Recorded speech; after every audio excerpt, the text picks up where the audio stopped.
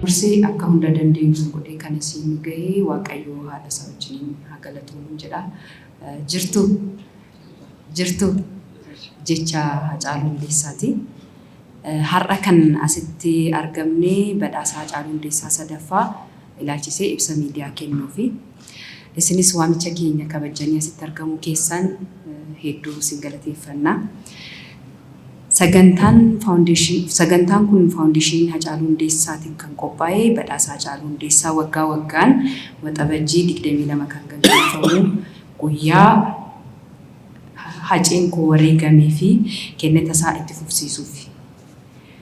Badhaasni Haacaaluu Hundeessaa damiilee 11 kan of keessaa qabu yoo ta'u isaanis albama waggaa, wallee aadaa, wallee ammayyaa, weellisaa cimaa waggaa, weellistuu cimtuu waggaa, weellistuu cimaa cimtuu haaraa yookaan baranoo, qindeessaa cimaa waggaa, viidiyoo sirba filatamaa waggaa kanaan kan badhaafamu daayireektaraa, siinimaatoogiraafii filatamaa waggaa, kiroogiraafii cimaa yookaan cimtuu, akkasumas awwaardiin kun yookaan badhaasni kun kan of keessatti qabatu muuziqaa keerii fi laayiftaayimiidha.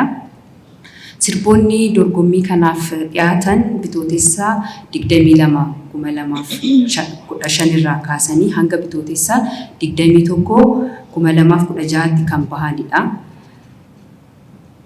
Sirboonni kun walitti qabamanii yookaan immoo akkuma yeroo darbe beeksisaa turre warri galmaahanis jiru. Galmeedhaan qofaa otoo hin taane sirboonni bahan hundumtuu walitti qabamuu waan qabaniif qabamanii calalamanii ogeessaan laalamanii abbootii seeraatti darbu. Abbootiin seeraa qabxii edda kennanii booda gara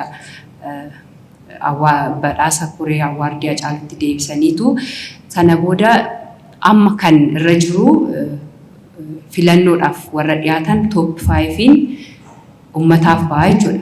Akkaataan qabxiin itti kennamu persentiin 10 ummataaf yoo ta'u achi keessatti persentii 90 fi persentii 100 kan kennamu jira.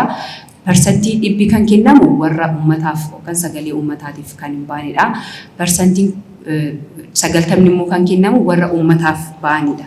Isaanis warra ummataaf bahan wallee aadaa, wallee ammayyaa, weellisaa cimaa waggaa, weellistuu cimtuu waggaa, weellisaa cimaa cimtuu haaraa yoo ta'an shanan isaanii kan hafan persentii 100 ogeeyyotaan laallamaniituma jechuudha.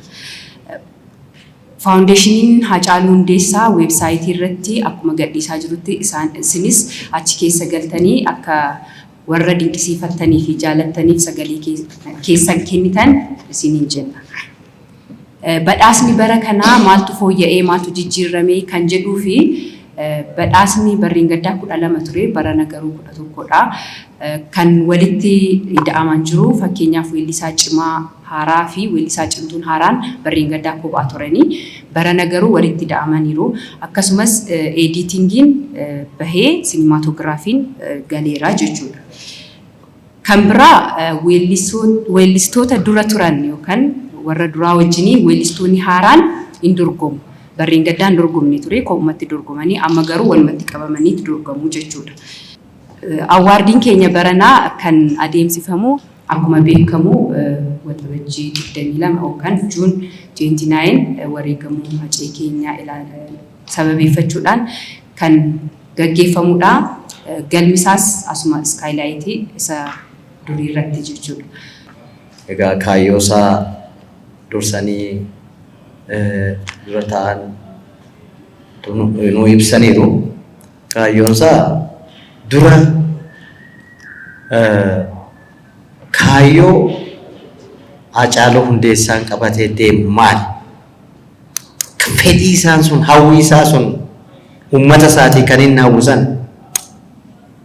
waan sana otoo fiixaan hin bahin karaatti waan kufeef isa inni karaarraa ittiin kufe sana immoo warri kaayyoo kana deeggaran irratti hirmaatanii fiixaan baasuu kaayyoo isaa sana galmaan ga'uudhaaf jechaadha.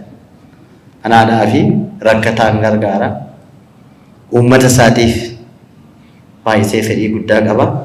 Sana waan inni barbaadu sun kan inni hamu sana akka fiixaan ba'u gochuudhaaf kana yaadachuudhaaf kan biraa ogummaa inni keessatti hirmaatu sana ogummaa aartiiti kan inni ogummicha babal'isuuf guddisuudhaaf ogummichi akka inni fiixaan ba'u warri ogummaa kana gubbaa irratti hirmaatan warri kana keessa jiran sun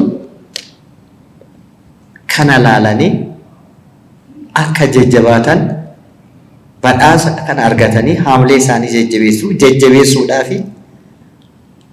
warra kana irratti hirmaatan sana caala akka bu'aa caala buusanii fi warra kaan immoo isaan laalanii ogummaa kana gubbaa irratti akka hirmaatan ogummaan kun guddatee babal'atee akka inni iddoo barbaade ga'uudha. Kun egaa akkuma biyyaattis akkuma addunyaattis ogummaan aartii jechuudha. Ogummaan aartii akka babal'atuuf akka guddatuuf kuni kaayyoo Haacaaluu ganama qabatee ka'edha. Kaayyoon isaa kana hoggaa ta'u ulaagaan barbaachisu maali kan jedhan haaluma isaan ibsaniidhaan kana caala immoo irra cara eenyudha kana kan madaalee kan maal godhu kan jedhu ogeessota cimina qaban kan leenjii kennan kan barsiisan kan fedhii guddaa qabanii fedhii qofa otoo hin ta'in dandeettii kan qabanii fi muuxannoo guddaa kan qabanidha. Ulaagaa sanas kan baasan kan biyya keessaa kan addunyaa jedhanii laalanii addaan baasanii kan dhiyeessanidha. Kanaaf egaa hundi kana laalee irratti hirmaachuudhaaf sagalee isaas akka kennu akka hordofus kaayyicha gubbaa irratti akka fiixaan ba'u hundi keessan akka hirmaattaniidhaa fi kun kan qophaa'e jechaadha. Galatooma. Faawundeeshiniin Haacaaluu jalqabeera banameera itti fufee immoo addunyaa irratti akka mul'atuuf uummata Oromootiif mul'ata garaagaraa akka inni hojjetu hundi keenyayyuu cimsinee deeggaruu qabnan jedha. Asumaanis warreen yookaan artistoota dorgommii kanaaf dhiyaatan liinkii seentanii akka filattaniin isiniin jedha. Sadaffaa irratti yaadannoo waggaa afuraffaa kana yeroo kabajnu awwaardii waggaa sadaffaa kana yeroo kabajnu Haacaaluu goota akka ta'ee fi goota onneen ibiddaa akka ta'e of keessatti yaada miiraan guutamnee kabajuu qabna. Afuraffaattis waggaa 3 darban kana boo'ichaan kan dabarsine hundi keenya bu'aa gaddaan kan dabarsine amma booda garuu faawundeeshiniin Haacaaluu kun sirriitti cimee akka addunyaa irratti yookaan Haacaaluu goota onnee ibiddaa kaayyoo guddaa tokko qabatee karaatti nu jalaa hafee kaayyoo inni nu gatee darbe sana immoo nuti galmaan geenyee mul'ata inni qabatee ka'e sana kaayyoo nu ga'uuf hundi keenyayyuu humnaanis haa ta'u maallaqaanis haa ta'u beeksisuunis haa ta'u ifaajuudhaan kaayyoo inni wareegameef sana galmaan haa geenyuun jedha. Dorgomtoota awwaardii Haacaaluu carraa gaariin isinii hawwa. Galatooma.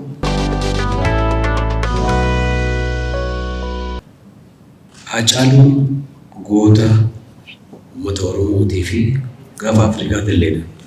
Maali jennaan warra dhala namaa hundaaf falmu Oromoo qofa bira dabre uummata biraatiif illee falmaa ture.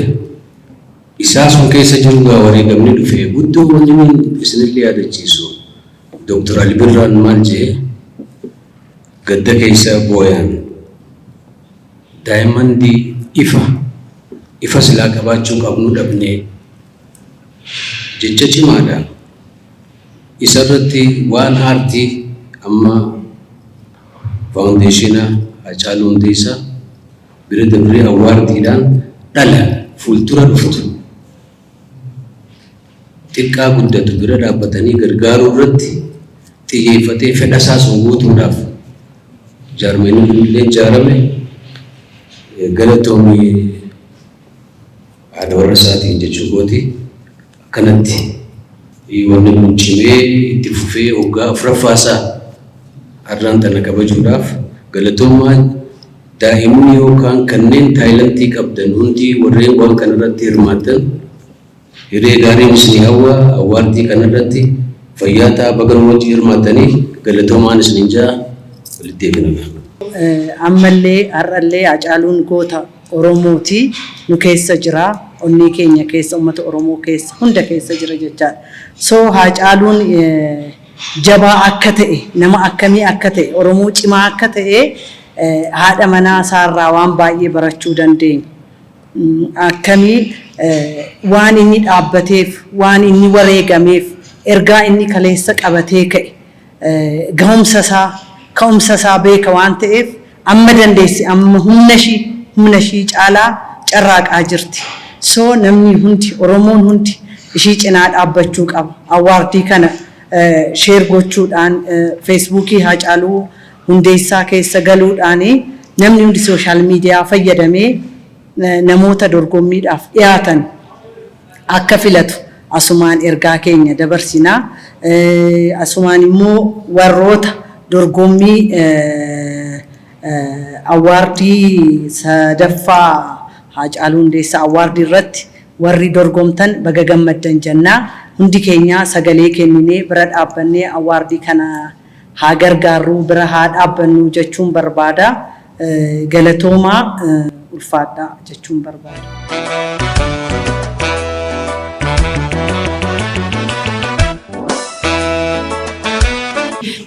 Faawundeeshiniin Hacaaluu Hundeessaa erga hundeeffamee waggaa sadaffaa isaati. Awaardii isaa wajjin qixxuma. Egaa waggaa sadii keessatti yoo argitan ta'e waggaa har'aa Booranatti uummata isaatiif uummata isa jaallatuuf dhugaatii bishaan qulqulluu hojjetee ture. Keessaan immoo hojiiwwan hojjetaman kan biroottis jiru akkasitti kan ifan baane hojiiwwan baay'een kan hojjetaman kan karoorfaman jiru. Garuu hojiin kun hojjetamu faawundeeshinii Hacaaluu duwwaa qofa miti kan hojjechuu qabu. Isinis kan beekuu qabdan uummannis kan beekuu qabu. Faawundeeshinii yeroo jedhamu wantuma manni guutuun birriidhaan guutametti fakkaatan kan garuu akka raawwatan barbaada. Hacaaluun miliyoona 60 uummata miliyoona 60 keessa jira. Faawundeeshinii Hacaaluu kadhannaa dhaabnu nuti gara fuulduraatti kan deemsisnu yookaan kan deemnu uummata qabna. Haceen keenya kophaa isaa nurraa deemurree uummata biratti nu dhiisee deemee kaayyoo isaa sana galmaan keenya jenneetu deemaa jirra. Karoorata hedduutu jira. Waggaa tokko keessatti piroojeektii guddaa hojjetee barreen gaddaa jechuudha. Ammas of harkaa qaba. Garuu itti deemuudhaaf wantoota sirraa'uu qaban yookaan wantoota guutamuu qabantu jira. Itti deemaa jira. Isinis warri laayivii nu hubattanis uummanni hundumtuu qaba. Faawundeeshiniin Hacaaluu Hundeessaa sinii waliin taaneetu deemuu dandeenya malee faawundeeshiniin Hacaaluu Hundeessaa kophaa isaa eessayyuu gahuu hin danda'u waan ta'eef karaa dandeessaniin karaa gargaaruu dandeessaniin beekumsaan ta'uu danda'a. Humnaan ta'uu danda'a, maallaqaan ta'uu danda'a. SMS 7855 guyyaa guyyaatti qarshii tokko kan kutu jira. Isarrattis galtanii akka nu deeggartan nuti immoo kan isin nu deeggartan sanaan hojii bareeda hojjennee isinitti argisiisna. Yoo garuu homaa qabaachuu baanne homaa hojjechuu hin dandeenyu jechuudha. Kan akka nu hubattan barbaada. Awaardiin yeroo sadaffaa isaa immoo yeroo dhiyaatu akkuma jedhe durumayyuu bara duraarraa kan fooyya'edha. Barri lammaffaa barri sadaffaa immoo akkasuma kan fooyya'edha jechuudha. Wantoota barachaa deemnus wantoota argachaa deemnus wantoota qulqulleeffachaa deemnus wanta jiruuf akkasumatti itti fufaa jechuudha. Isa gaafa afaanota hunda jetteef gara fuulduraa kan itti ilaalu ta'a. Ammaaf muuziqaadhuma afaan Oromoo irrattidha kan hojjechaa jiru jechuudha. Egaa irra deebi'uudhaan ammas maqaa Hacee Gootiitiin maqaa goota gootiitiin hedduu galatoomaa ulfaadhaan jedha. Sagantaa keenyaaf Waaqayyo nagaadhaan achi nu haa ga'u jedha. Hundi keessan ulfaadhaa.